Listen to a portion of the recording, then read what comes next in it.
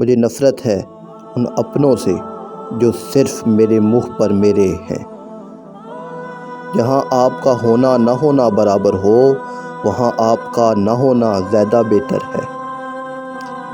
یہ جو ہم تجھے دے کر چھینے گئے ہیں، یہ تیرے کسی گناہ کی سزا بھی ہو سکتی ہے۔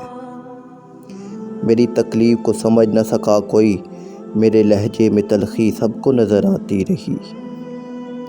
کچھ خواب تم نے توڑ دیے، کچھ ہم نے دیکھنے چھوڑ دیے۔ اس کو میسر تھے جہاں میں اور بھی لوگ، ہمارے مخلص ہونے سے اسے فرق نہیں پڑتا۔ سب کچھ بھی نہیں ملتا اس دنیا میں، کچھ چیزیں مسکرا کر چھوڑ دینی چاہیے۔ بلا دیں گے تم کو، ذرا صبر تو رکھو، رگ رگ میں بسے ہو تھوڑا وقت تو لگے گا۔ وقت کی بات ہے، میری انگلی پکڑ کر چلتے تھے، اب مجھے راستے دکھاتے ہیں۔ اب مجھے کس طرح سے جینا ہے، میرے بچے مجھے سکھاتے ہیں۔ ہر اولاد کے پاس ایک اچھی ماں ضرور ہوتی ہے، لیکن ہر ماں کے پاس ایک اچھی اولاد نہیں ہوتی۔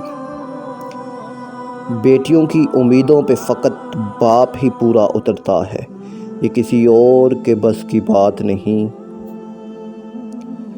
صورتیں چاہے جتنی بھی خوبصورت ہوں، لیکن ہمیشہ سیرتوں کی محتاج ہوا کرتی ہیں۔ جن بیٹیوں کی مائیں ان کے سونے سے پہلے سو جاتی ہیں، ان کا امتحان زندگی پھر اپنے طریقے سے لیتی ہے۔ اللہ پاک کی بنائی ہوئی ہر چیز خوبصورت ہے۔